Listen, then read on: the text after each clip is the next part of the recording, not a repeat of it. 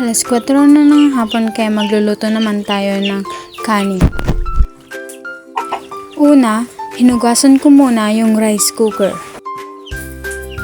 Naglagay ako ng 2 basong bigas at baka hindi namin maubos. So guys, huhugasan natin ng 2 beses para sure na malinis ang ating kakainin.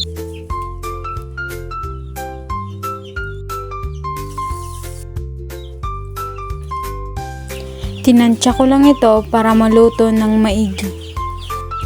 Nilagay ko na ito sa rice cooker. Habang hinihintay kong maluto ang bigas, nilagay ko na yung kumukulong tubig sa thermos.